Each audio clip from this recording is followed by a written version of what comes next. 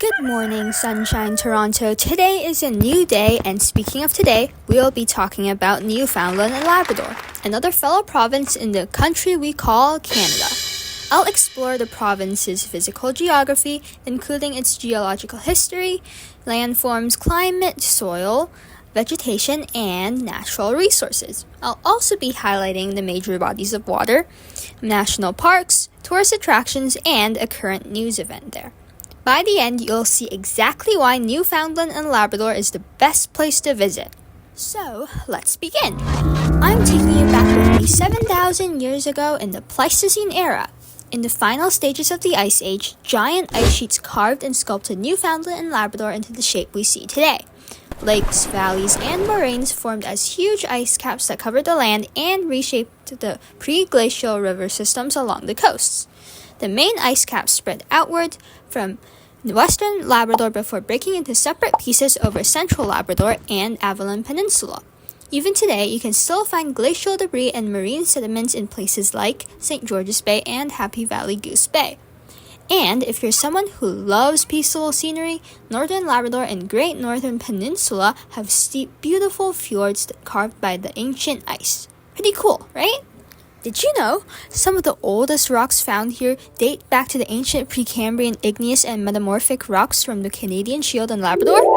Sedimentary rocks are also found in more western areas, even though most of this type of rock and a variety of Paleozoic rocks, which are rocks formed 541 to 252 million years ago, are found in Newfoundland, which is in the Appalachian regions. Many of these interesting rocks from erosion are now mineralized. Some of these minerals include labradorite. Fun fact, labradorite is the province mineral of Newfoundland and Labrador. And when the light hits this crystal just right, its beautiful colors are revealed to our eyes. And you can visit Johnson Geocenter to see them.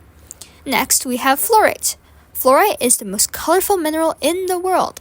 That's why it gets carved and polished to create vibrant gemstones that are sold in gift shops. Many industries also use it to create tools like non-stick pans and solar panels. Lastly, we have trilobite. Trilobite are ancient marine invertebrates that helped us understand how animals evolved skeletons. You can observe this in St. John's at Manoels River Hibernia Interpretation Center. Zooming out, the province is divided into three major physiographic regions: the Canadian Shield, the Appalachian regions, and St. Lawrence Lowlands. Each region looks totally different.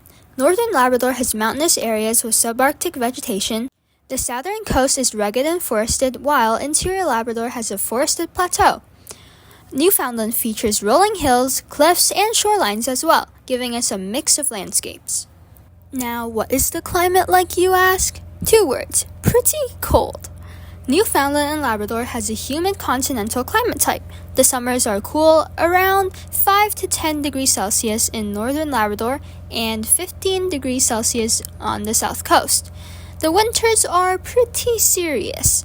Southern Newfoundland averages during January being -7 degrees, but Labrador's interior can drop below -26 degrees. Southern Newfoundland and western Labrador can even hit -40 degrees. Snowfall depends on the area. Southern regions get lots of rain with an annual average of 55 inches or 140 centimeters, while northern areas get mostly snow with an annual average of 17 inches or 43 centimeters. Due to the climate, soil is acidic and hard. But even so, vegetation still thrives here with boreal forests that consist of both coniferous and deciduous trees. Large pine, birch, aspen, and black spruce are commonly found here. Some edible plants that can be found in the wild are lichen, blueberry, and bake apple that grow in the ground level areas. Let's take a break and I'll ask you a question. What covers 71% of the Earth's surface? Water, exactly. So, some significant bodies of water in Newfoundland and Labrador are Lake Melville, which is in eastern Labrador. It connects to the ocean, is the largest lake of Labrador, and has an 87-mile extension of Hamilton Inlet. Next, we have Churchill Rivers, which is also in Labrador. It is the longest river of the province is approximately 532 miles or 856 kilometers, and the falls powers a hydroelectric power plant. Lastly, we have Grand Lake, which is in Newfoundland. It is the largest lake of Newfoundland. It is 100 kilometers long, and it is a waterway for many canoeists. This province is also home to some unbelievable natural sights like Grossmore National Park, which includes glacier-carved fords, the famous tablelands where Earth's mantle is exposed, and huge mountain summits for you to enjoy. Next, we have Torngat Mountains National Park, a remote, breathtaking landscape that honors the cultural history of the Inuit. Lastly, we have East Coast Trail, a network of hiking paths where you can walk along cliffs, fjords, sea stacks, beaches, and sometimes even icebergs. Newfoundland and Labrador's natural resources also include gold, nickel, iron ore, copper, cobalt, and major hydroelectricity from Churchill Falls. These resources support mining, energy, and long-term economic development.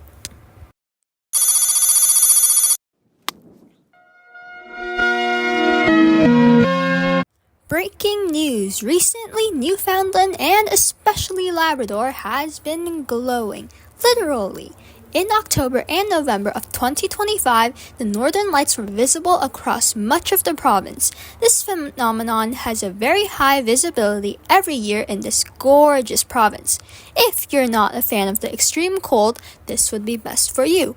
Many people have caught stunning photos of bright green and purple auroras lighting up the sky. And that wraps up our journey through Newfoundland and Labrador. From ancient rocks to glowing auroras, this province is full of natural wonders. So, whether you're into rocks, landscapes, hiking, or just gorgeous views, Newfoundland and Labrador has something amazing to discover. And that's it for today. Thank you for watching. See you all tomorrow, Toronto.